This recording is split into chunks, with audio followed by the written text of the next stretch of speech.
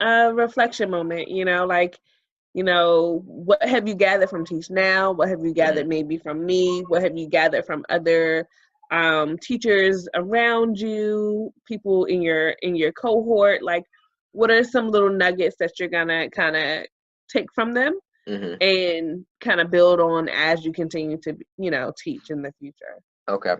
All right. Then what I'll probably do right after this video is really quick get on because yeah, that's nothing. I'll record myself really fast, blah blah blah, and throw that on the video, and then give me a few minutes to get it up on YouTube.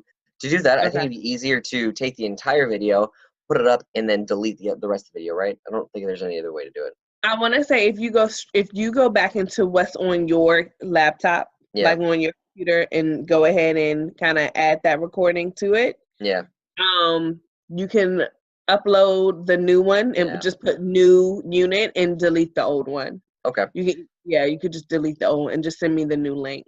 All right. No worries. I can do that right after Okay. this. That won't take long at all. And then And then where's the other one? there was another one. So, like Oh, I by the said, you knocked out, you killed the understanding the cultural, ethnic, and gender and learning differences. Like you killed that. That was thank the God. um, I have no idea what I can do on that one. you did exactly what you Mhm. did in your video. You know what I Yeah. mean? You have truly kind of like thrown yourself into the culture. Okay. The time that you kind of spend with them outside of the classroom, and the more you get to know them on a personal level, like you've definitely done that. Um, Stupid thing is that's so just there, I survival at this mean, point. huh? That stupid thing is that's just survival. I'd love to say it's for the kids, but that's survival 100%. So here's the crazy part, right? Like Yeah. for you, that's kind of like a no-brainer because you're in a situation where Hmm. you are across seas, you are in a different culture teaching.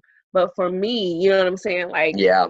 That's tricky. that might be a little difficult, right? Yeah. So it's like how can I really do something different or think outside of the box to Hmm. kind of reflect? So I remember when I was in a program, it was if their culture is hip hop, how can I put hip hop into my classroom? You know what I'm saying? Like, so it was the opposite for me. Yeah. It was putting everything into my lessons and into the classroom, which made life very difficult.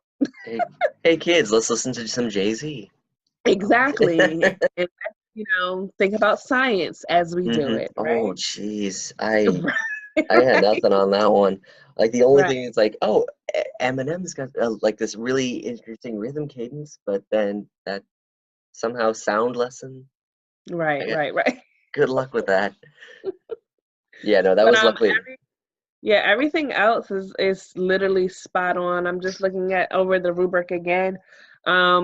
You hit the use of data to evaluate the outcomes when you were talking with your co-teacher Tiffany. Mhm. Yeah, that was Tiffany. Tiffany. Oh yeah, I figured. Yeah, I was like, I figured. yeah. Yes. I mean, but you guys even still like the questions that she was giving you to kind of help like dig deeper into some of the students. I believe it was Eric, and it was talking about his reading Hmm. and where you wanted him to be and things of that nature. And I think she gave an awesome suggestion of Right. giving something that he could definitely attainably read, Hmm. and maybe it's just getting him on fluency and kind Hmm. of like getting him to kind of pronounce the words. So I definitely felt like that was a very effective meeting where you really hit Yeah. most of it from there. So A follow-up on that one is I actually posed that to my co-teacher because I can speak enough Korean to get by through the day, but obviously mhm. I'm nowhere near fluent. So I asked her, is this possible? Um, Apparently, I didn't know this. A lot of their nouns, or not nouns, a lot of their adjectives are also verbs simultaneously. Yeah, Oh weird, right? wow. So I'm trying to figure out how their language structure even works. But she said there are some that are definitively one or definitively the other. So she's trying to make a quick list real fast. It's actually kind of hard for her, and I've been laughing at her all week. Oh wow. Yeah. So imagine that, Hmm. and teaching them to read and write. So I Yeah. find it funny that I know particularly for me, I learned how to conjugate verbs in Mhm. French, but way before I knew in English. Really? And mhm, Oh, that's awesome. yeah, crazy enough, right? Mhm. But I wonder for them, knowing that verbs are sometimes, you said adjectives, Yeah, there's sometimes the same thing here. It's you gonna know what I screw mean? with them. Like, Mhm. yeah, so then trying to conjugate English or learn English may also kind of like be where he's hitting or missing when he's reading. I thought that too, but luckily they actually, this is a lot for a lot of them, the first school they've ever been to. They don't know the Korean grammar yet, so there shouldn't be a big mix up there. When they actually start learning a little bit more Korean, it's going to be really confusing for them. But Mm, for this, it should be okay, I think. okay. I'm hoping. Yes. Okay. Oh. All right. So professional learning experiences, nailed it. Use of data, nailed it. Responsive learning, way off, but actually that'll be a pretty quick fix in the video because I already know what I'm going to be doing for the next 3 years for teaching, so it'll actually be really easy. Great. Great. And then where is the tech one? Because I want to address that. I just don't know how. Understand cultural, So and then let professional. me. So if you, I know it's at the bottom of my rubric. It says use of information and technology. Yeah, because the last thing I have is professional ethics, standards, and laws. Oh wow! Wait a minute. Which that was also a weird one to address. They didn't give me a code of conduct ever. Like I've been to two different schools here. They never once told us, like even generally, how they expected us to behave. Not a dress code, nothing. It was all verbal later on. It's like, how are we supposed to do this? Because Right. there were some things that are like really obvious, but the others are like they're a little bit less so. Hmm. I don't know. This place is weird. And then it didn't always So follow. Yeah, what's up? So it's interesting because on my rubric, right, it says Hmm. use of information and technology. Candidates' teaching practice and behavior demonstrates integration of the profession's code of ethics, professional standards Hmm. of practice, and laws and policies related to education and interactions with students. Hmm. I'm guessing, is that the same for your rubric?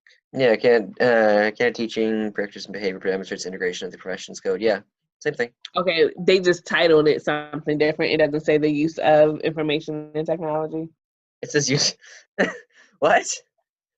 All right. Yeah, that was. Oh, so yeah, I didn't hit the tech at all. Then that's what happened. Yeah, no, for mine it's labeled professional ethics, standards, and laws. Interesting. I have no idea what that's about. Okay. So, mm, Did I hit their standards? right. I don't know. So let me do some mentoring questioning Okay. on my end Okay. because I feel like that might be a teach now mishap. Whoops.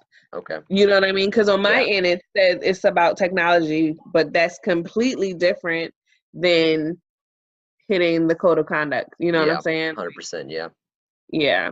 And I mean, based off of your video and based off of the weeks that, I've been Mhm. looking in your classroom and kind of things like that, I can say that you're definitely hitting the code of conduct. I haven't been Um, deported, so that's a big plus. well, see, there you go.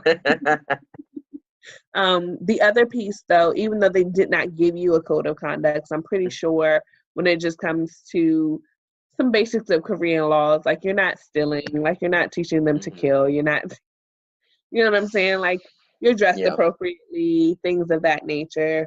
Um, so allow me to do my research, Okay, no and problem. I'm yeah, we can see what we can do about that.